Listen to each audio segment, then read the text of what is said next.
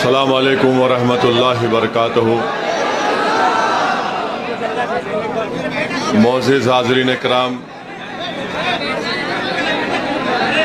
बुज़ुर्गाने कौम और मिल्लत, मेरे गयूर नौजवान साथियों,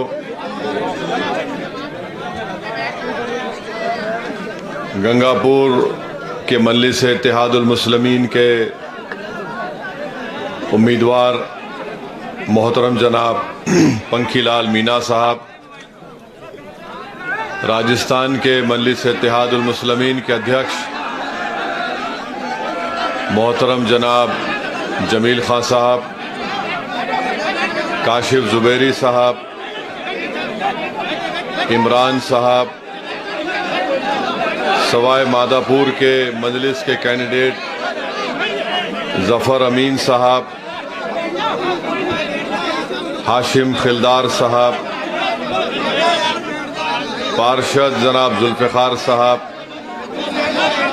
सलीम खिलदार साहब, मोहम्मद हाशिम साहब, अकरम खां साहब और जिला सचिव MIM पार्टी सद्दाम खां साहब, मैं आप तमाम का दिल की गहराइयों से शुक्रिया अदा करता हूं कि आपने अपना कीमती वक्त निकाल कर आज के इस इंतखाबी जलसे में आपने शिरकत की।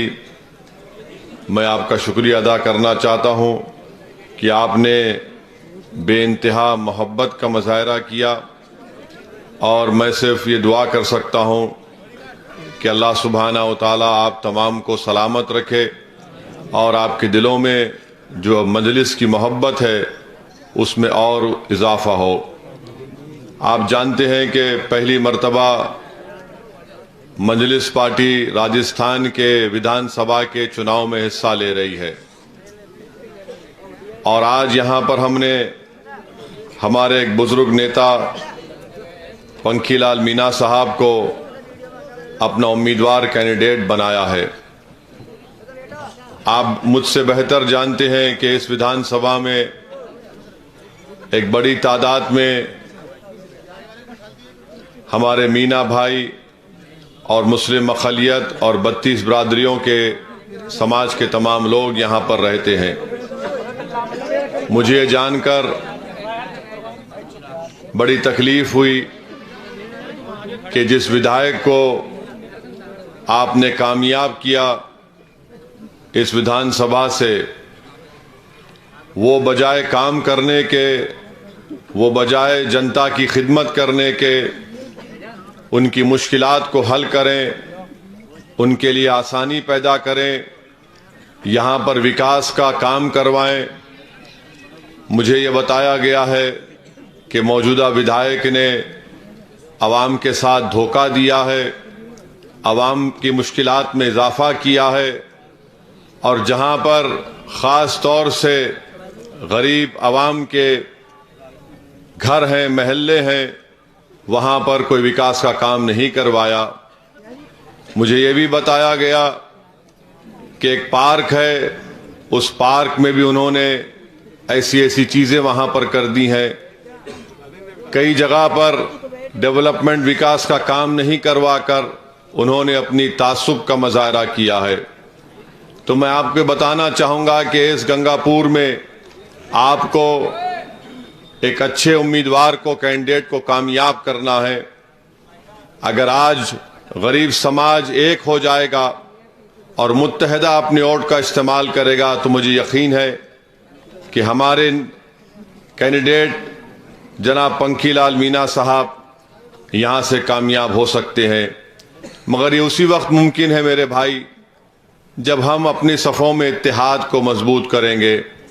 अगर हमारे ही सफ़ों से कोई मीर जाफ़र और मीर सादिक का रोल अदा करेगा तो फिर हमको कामयाबी नहीं मिल सकती है।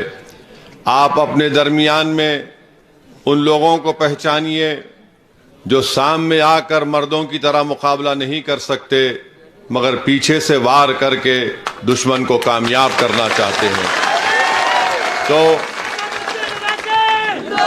मेरी आप तमाम से गुजारिश है कि अगर आप लोग मुत्तहिदा तौर पर एक होकर हमारे कैंडिडेट पंखीलाल मीना साहब को आप वोट देंगे तो यकीनन वो यहाँ से आपके विधायक बनकर आपकी तकालीफ को दूर करेंगे। आप जानते हैं कि कांग्रेस की सरकार है और कांग्रेस की सरकार बड़े बड़े दावे करती है। अशोक गहलोत मुख्यमंत्री हैं, उन्होंने बहुत दावे किए हैं, मगर आप बताइए कि उनके दावे कहां तक जमीन पर सच साबित हुए हैं। मैंने हमारी एक कमेटी यहां पर बनाई, बड़े बड़े माहिरीन को बुलाकर मैंने कहा कि राजस्थान के मुस्लिम अक़लियत का क्या हाल है, विकास में उनका कितना हिस्सा है, डेवलपमेंट हो या तालीम हो या सेहत के मैदान में उनका क्या मौक़िफ़ है। आपको जानकर तकलीफ होगी कि उस रिपोर्ट आई, मैंने उस रिपोर्ट को मुख्यमंत्री अशोक गहलोत के ऑफिस को भी भिजाया, जिसमें यह बताया गया कि राजस्थान में जो मुस्लिम अल्पसंख्यक समाज के 60% छोटे बच्चे हैं उनमें खून की कमी होती है। उस रिपोर्ट में बताया गया कि राजस्थान में सबसे ज्यादा अगर स्कूल का ड्रॉप आउट होता है प्राइमरी से लेकर हायर एजुकेशन हाई स्कूल तक, तो उसमें भी सबसे ज्यादा नंबर मुस्लिम समाज का आता है। तो मेरे अजीज दोस्तों और बुजुर्गों, आपने कांग्रेस को मौका दिया, अशोक गहलोत साहब को आपने मुख्यमंत्री बनाया, यहां से उनके कांग्रेस पार्टी के नुमाइंदे को आपने यहां के एमएलए बनाया, मगर हर मैदान पर वो नाकाम साबित हो रहे हैं। मैं आपको ये बताने के लिए आया हूं कि आपको सत्ता में रहना जरूरी नहीं है। हमको और आपको ये बताया जाता है कि सत्ता में रहने से ही काम होता है।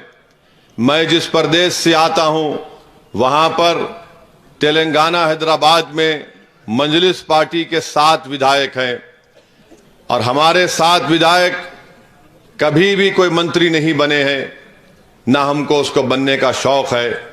मगर हमने क्या किया, हमने अपनी सियासी ताकत के जरिए जो आवाम ने अपने इत्तेहाद के बलबूते पर हमको अता की, हमने वहां की सरकार से बात करके मुस्लिम अल्पसंख्यक समाज के लिए, दलित समाज के लिए, बैकवर्ड क्लास समाज के लिए सरकार से हमने रेजिडेंशियल स्कूल बनवाए।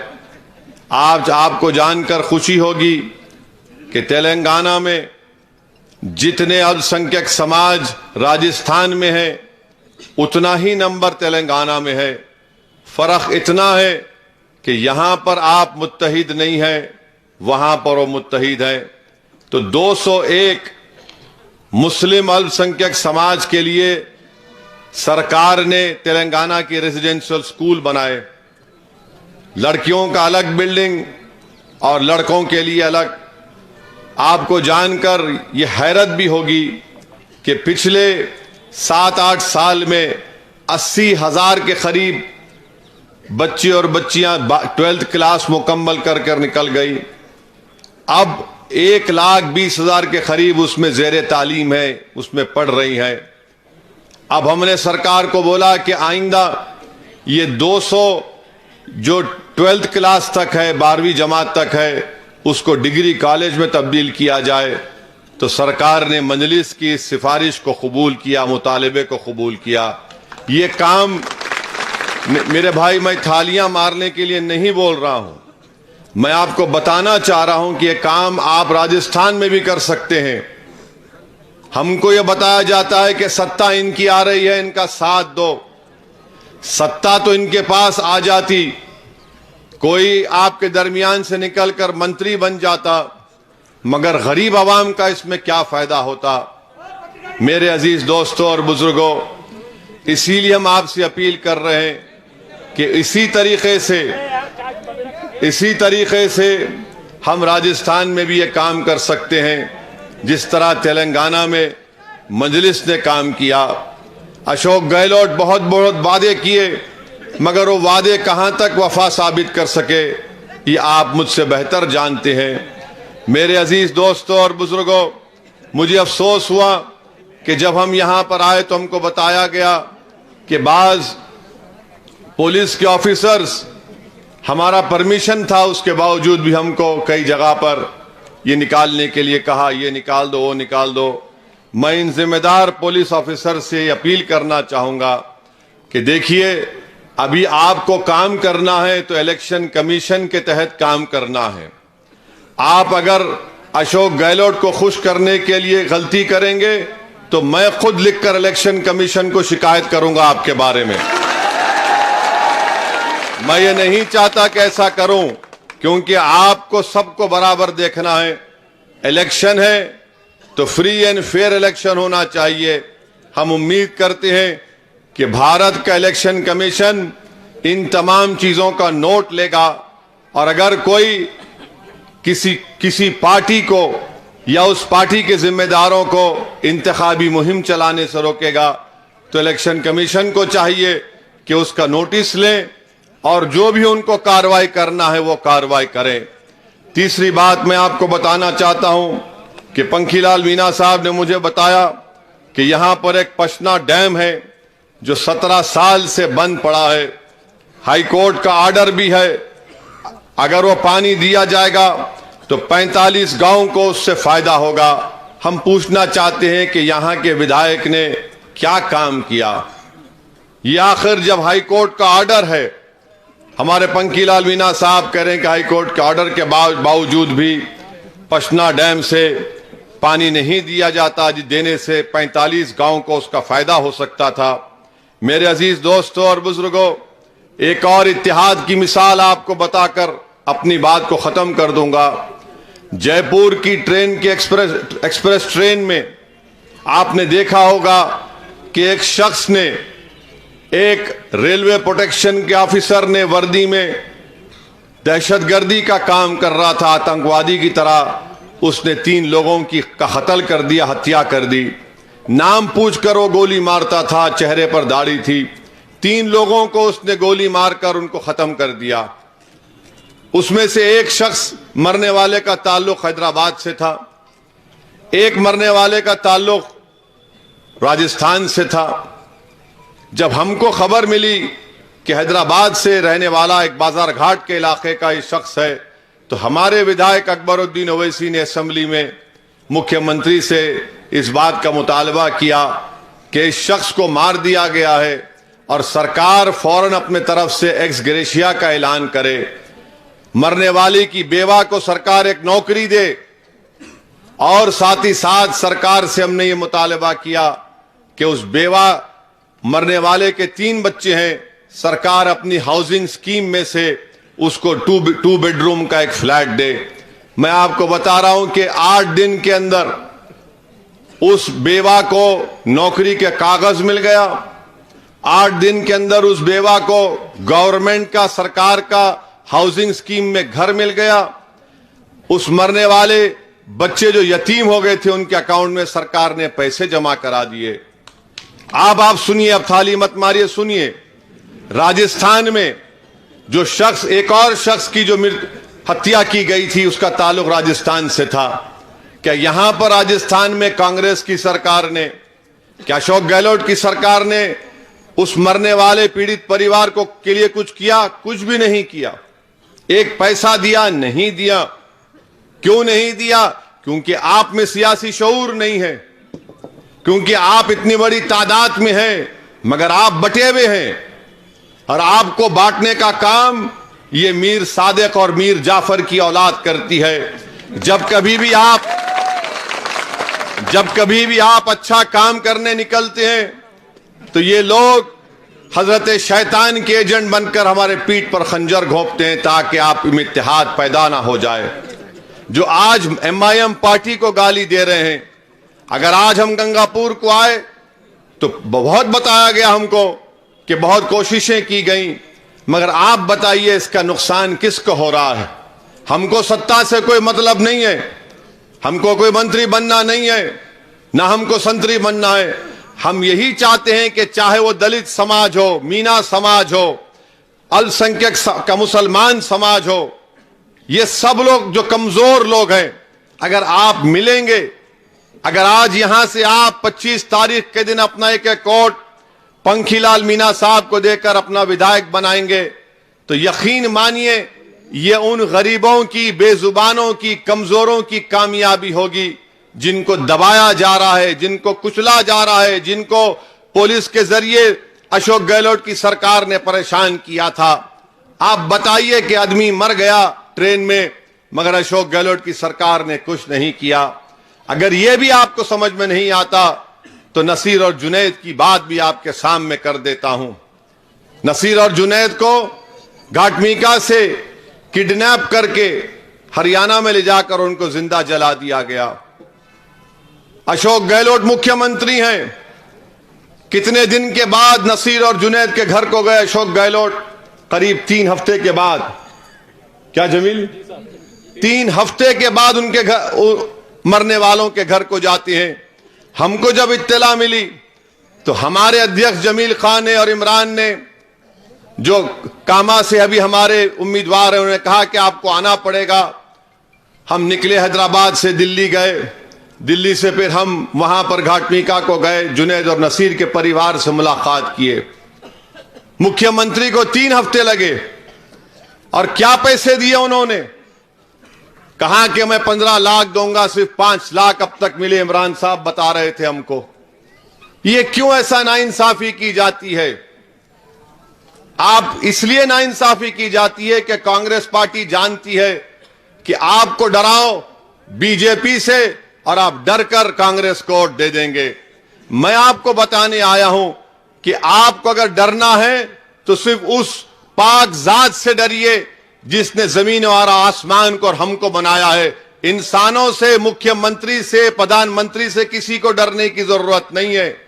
हमको ना कांग्रेस से डरना है, ना हमको बीजेपी से डरना है, हमको ना अशोक गहलोत से डरना है, ना हमको मोदी से डरना है। अगर आप मुत्तहिद होंगे तो आपका फायदा होगा, वरना याद रखिए इसी तरह आपको इस्तेमाल किया जाएगा और आपका कोई फायदा नहीं होगा।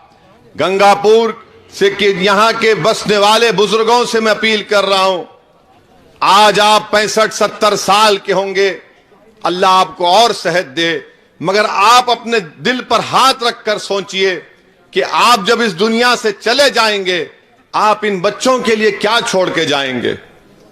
आने वाला कल तो इन नौजवान बच्चों का होगा, आने वाला कल तो इन मासूम बच्चों का होगा जो आपके गोद में खेल रहे हैं। आप उनके लिए क्या छोड़ के जाएंगे? बताओ।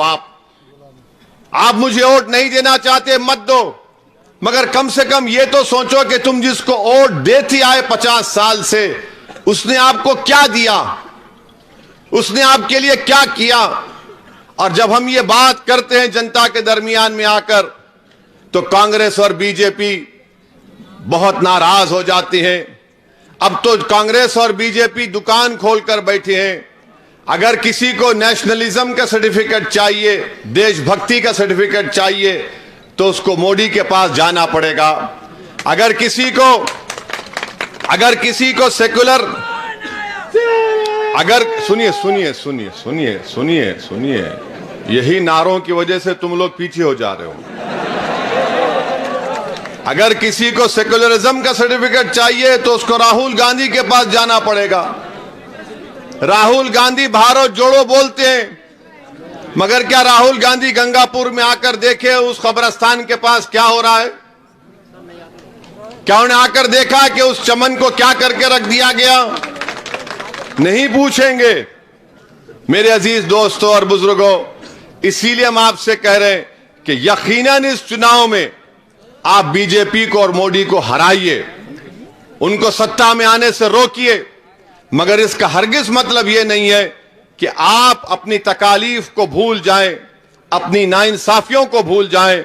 मैं आपसे गुजारिश करने आया हूं कि पहली मर्तबा आपके शहर में आया हूं, आपसे दरखास्त करने के लिए आया हूं कि पंखीलाल मीना साहब को आप अपना कीमती वोट देकर उनको कामयाब करिए। याद रखिए, अगर आप ये 2, 3, 4 समाज अगर मिल जाते हैं तो यकीनन कामयाबी आपकी होगी।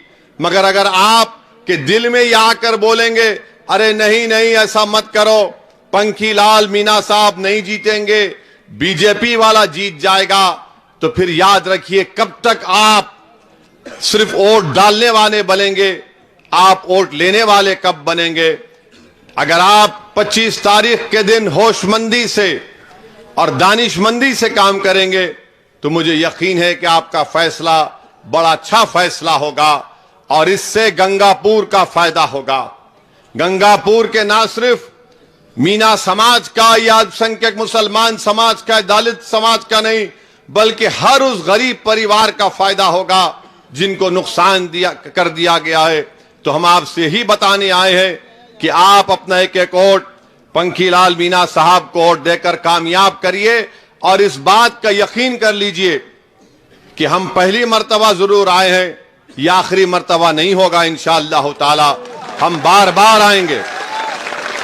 और अगर कोई कांग्रेस के दलाल ये समझ रहे हैं कि हम आए हैं दोबारा नहीं आएंगे,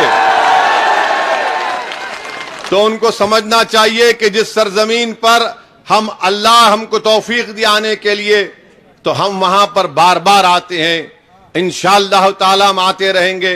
हम आपकी लड़ाई लड़ते थे, लड़ते रहेंगे और आपको बताने आए हैं कि अगर अल्लाह मेरे मुकद्दर में कामयाबी, मेरी पार्टी के मुकद्दर में कामयाबी लिखा है तो कामयाबी जरूर होगी, और अल्लाह ने नहीं लिखा है तब भी हम राजी बरजा हैं, क्योंकि हमारा मानना यह है कि जो सूरज और चांद को चलाने वाला है वो हमारे मुकद्दर के फैसले करने वाला है। मगर आपको हम बता रहे हैं कि हम लड़ाई लड़ने वाले हैं, हमको लड़ना आता है, हमको चापलूसी और बुज़दिली के मजाहरे करना नहीं आता। हम लड़ते थे और लड़ते रहेंगे। आप जरूर मेरी इन चंद बातों पर गौर करिए और 25 तारीख के दिन एक अच्छा फैसला लेकर हमारे बुजुर्ग नेता पंखीलाल मीना साहब को कामयाब करिए, नया विधायक बनाइए।